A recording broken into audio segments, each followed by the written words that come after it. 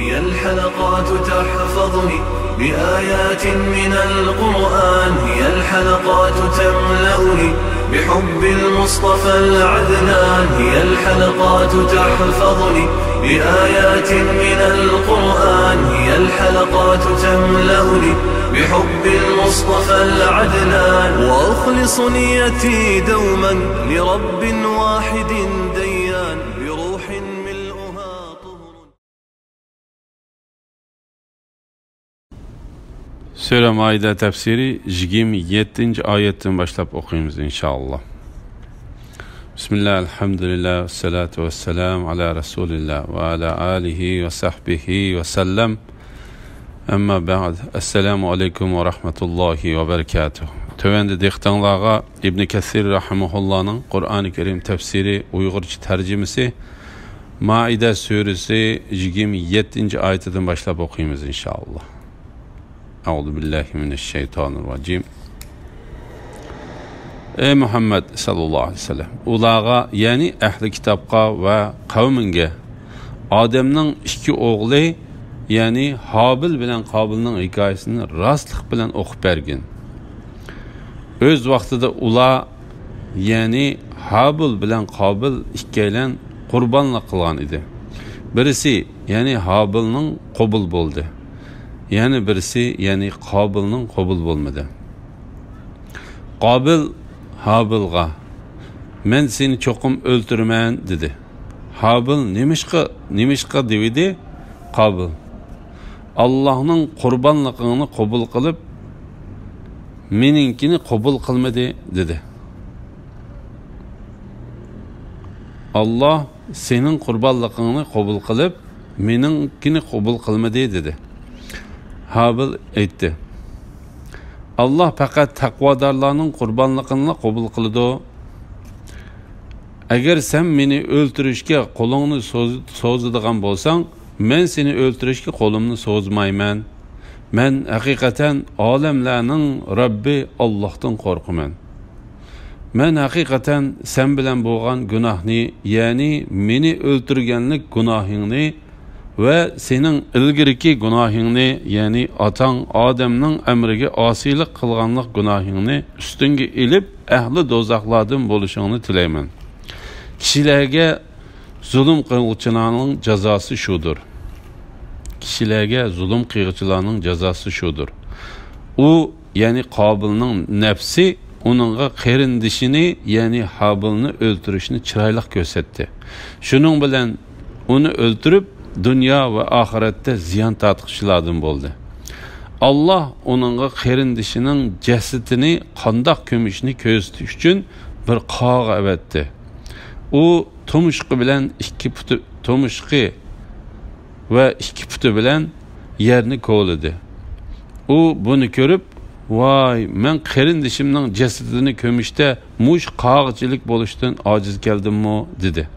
Şunun bilen o nadamet kılgıçlardan buldu. Habil ve Kabil'nin kıssası doğrusida. Allah Teala zomigerlik, haset ve zulümün akıbetinin ne kadar yamanlıkını Adem Aleyhisselam'ın Kabil ve Habil degen iki oğlunun kıssası arkalık bayan kılıp, ulanın birinin yeni birige Allah Teala bergen nimetke Allah Teala'ga ihlas bilen kılgan kurbanlıkның qabul kılınganlıqıga haset kılıp onu nahaq öldürüp etkenliki öldürülgüçünün günahları yuyulup cennetke kirişke muvaffaq bolganlıqı öldürgüçünün dünya ve ahirette ziyan tartıp kalganlıqını bayan kılıdı. Ey Muhammed sallallahu aleyhi ve sellem, ulağa yani ehli kitapqa ve kavminge Adem'nin iki oğlu yani Habil bilen Kabil'nin hikayesini rastçılık bilen okup bergin. Rastlık bilen okup bergin. Yani maymun ve çoşqılarının kerindaşları bolgan Yahudiler ve ulağı okşaydıgan hasetxor zomigerlerge Adem Aleyhisselam'ın Kabil ve Habil degen iki oğlunun xabarının haqiqatini sözlep bergin. Nurgulluğun selef ve halef alimleri bunu şundak bayan kılgan. rostlik bilan, ya'ni soxtalik, yolg'onchilik, xato tushunib qilish yoki vahima almashtirish, kemaytib etish va oshirib etish yo'q, aniq deganlik bo'ladi. Qobil va Hobilning voqealigi ko'plagan salaf va xalaf olimlarining qilgan rivoyatiga asoslanganda Alloh taolo Odam alayhissalomga zurriyat yuzidan o'g'illariga qizlarini elib berishni yo'lga qo'ygan edi. Ammo olimlarning aytishicha, Havva onamiz har bir qitim qo'rsoq ko'targanda bir o'g'il, bir qiz tug'atdi. Bir qitimni qo'rsoq ko'tarishda tug'ilgan o'g'ilga yana bir qitim qo'rsoq ko'tarishdan tug'ilgan qizni elib berdi. Hobilning o'zi bilan teng tug'ilgan hamshirisi Sat. Qobilning o'zi bilan teng tug'ilgan hamshirisi chiroyli bo'lib, Qobil hamshirisini Hobilga bermay o'zi olmoqchi bo'lgan. Buni Odam alayhissalom rad qilib, ularga qurbonlik qilishni, qaysisining qurbonligi qabul qilinsa, shu chiroyli qizni shuningga berdiganligini aytgan. U chiroyli qizni shuningga berdiganligini aytgan. Natijada Hobilning qurbonligi qabul qilinib, Qobilning qabul qilinmagan. Alloh taolo bayon qilgan bu qissa shu sababdan yuz bergan.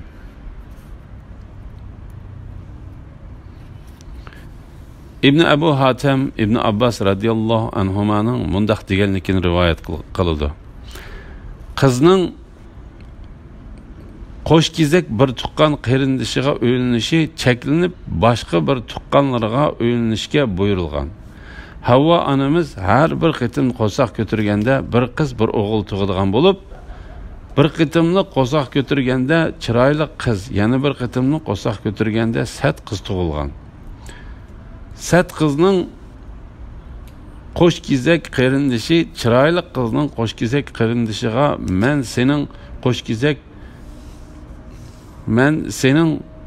qo'shkizak qiz qarindishingni olay, sen mening qo'shkizak qarindishimni ol dedi. U men o'zimning qiz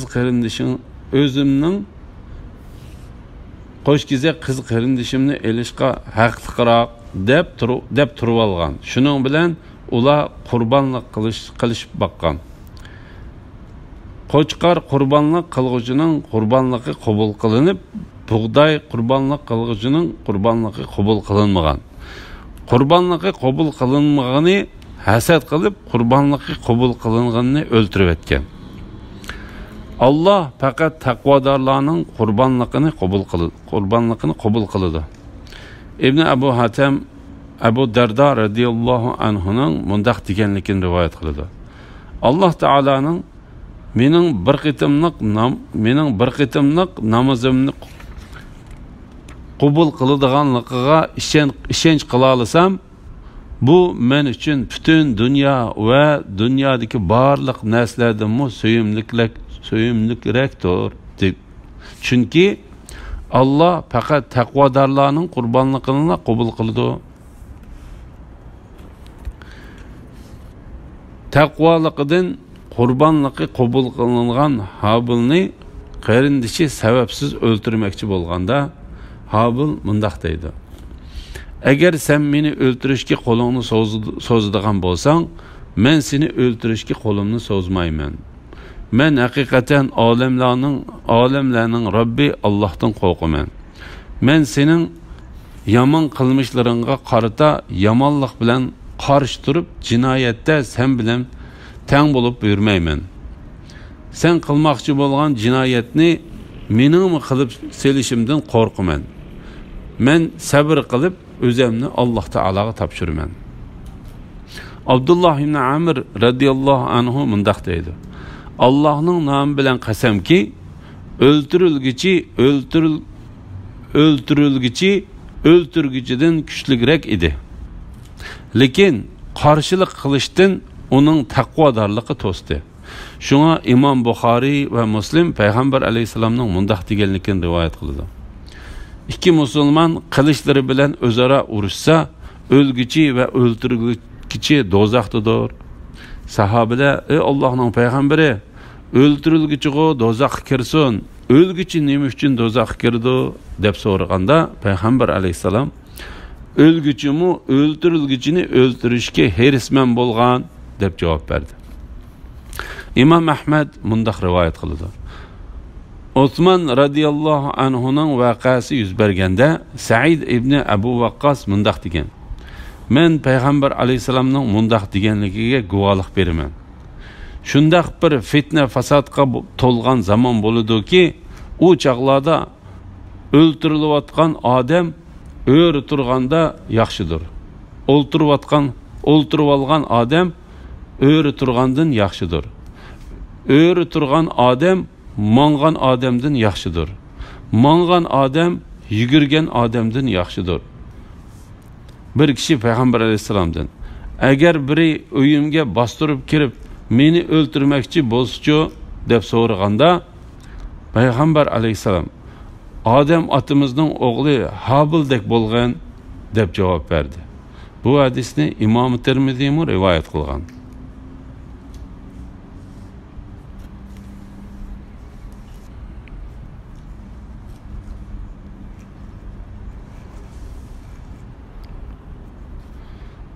U yani Qabilning nafsi uningga qarindishini, yani Habilni o'ltirishni chiroyli ko'rsatdi.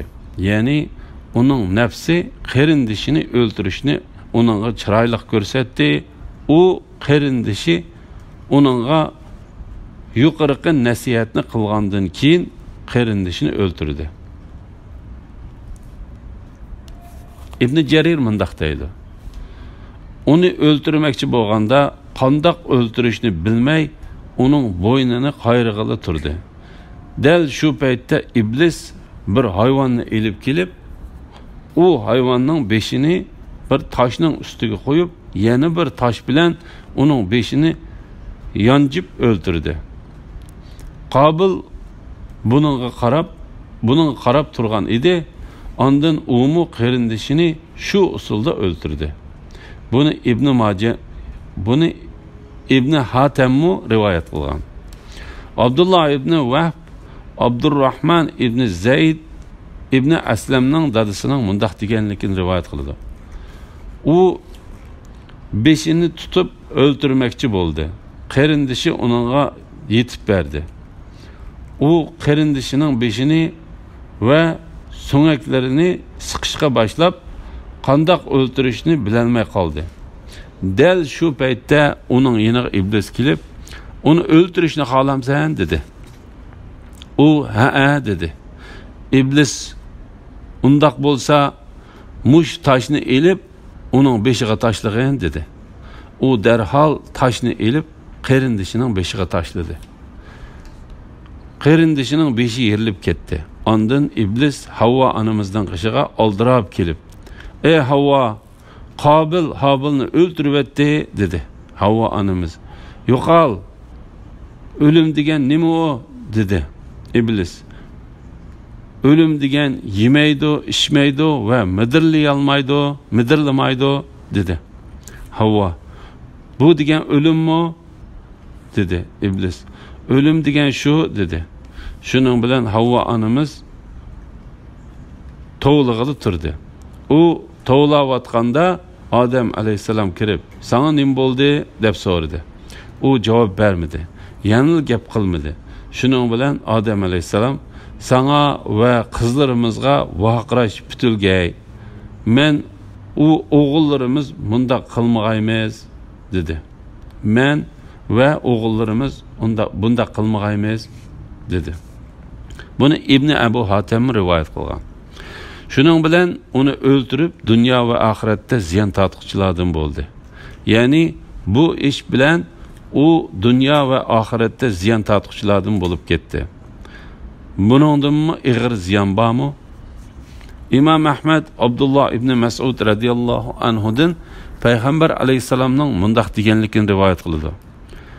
Har qanday bir inson nahaq o'ltirildigan o'ltirguchining gunohidan odam bolasiga bir hassa yoziladi. o'ltirguchining gunohidan odam bolasiga bir hassa yeziladi. Chunki Odam alayhissalom bolasi birinchi bo'lib o'ltirishni paydo qilgan kishidir. Bu hadisni Imom Buxoriy, Muslim, Tirmiziy, Nasa'iy va Ibn Majah qatorliqlar rivoyat qilgan. Ibn Jarir Abdullah ibn Amr radhiyallohu anhuning mundaq deganligini rivoyat qiladi. İnsanlarning eng baxtsizi qarindishini o'ltirgan odam. İnsanlarning eng baxtsizi qarindishini o'ltirgan Odam alayhissalomning bolasidir. U qarindishini o'ltirgandan tortib toki qiyomatgacha ziminda to'kilgan har qanday qondan uningga bir gunoh yozilib o'tirdi. Chunki u birinchi bo'lib o'ltirishni boshlagan odamdir. Allah uningga qarindishining jasadini qandoq ko'mishni ko'rsatish uchun bir qog' avatdi. U tumshqi va ikki puti bilan yerni kovladi. U buni ko'rib, "Voy, men qarindishimning jasadini ko'mishda mush qog'chilik bo'lishdan ojiz keldim-mi?" dedi. Shuning bilan u nadomat qilg'uchilardan bo'ldi. Bu oyatning ma'nosi haqida Suddi sahobalarning mundaq deganligini rivoyat qiladi. Odam alayhissalomning bolasi qarindishini o'ltirib bo'lgandan keyin uni qandoq ko'mishni bilolmay shu peti tashlab qo'ydi. Alloh taolo u yerga ikki qarindosh qog'ini avatdi. U ikki qog'a bir-biri bilan urushib, biri yana birini o'ltirib etdi. O'ltirib qog'a o'ri kovlab, o'lgan qog'ini tashlab ustiga to'p tindirdi.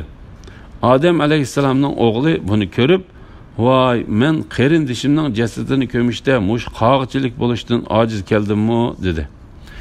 Ali ibn Abu Talha Ibn Abbas radhiyallohu anhumaning mundaq deganligini rivoyat qiladi. Bir qog'a yana bir o'lik qog'ining yeniga kelib, uni to'liq ko'mganga qadar uningga to'p chashdi.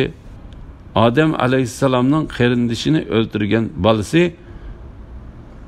Odam alayhissalomning qarindishini o'ltirgan bolasi buni ko'rib, "Voy, men qarindishimning jasadini ko'mishda mush qog'chilik bo'lishdan ojiz keldim-mi?" dedi. Shuning bilan u nadomat qilg'uchilardan bo'ldi. Bu oyatning ma'nosi haqida Hasan Basri mundaq deydi. U ziyon tortgandan keyin Alloh taolo uni qattiq pushaymonga soldi. Zulm qilg'uchi va sil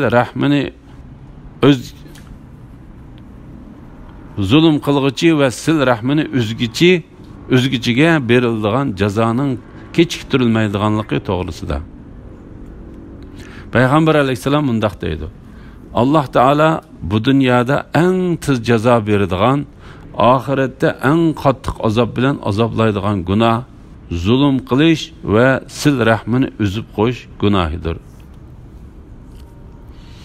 Qobilda bu ig'ir jinoyatning har ikkilisida ko'rildi. Bu ne kadar ig'ir gunoh ha?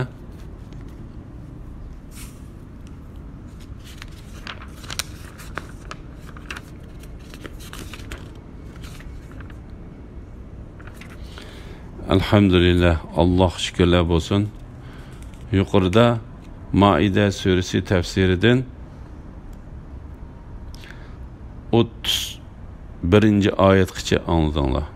Ahirini keyin qitimliq o'qishimizda davomlashtiramiz inşallah.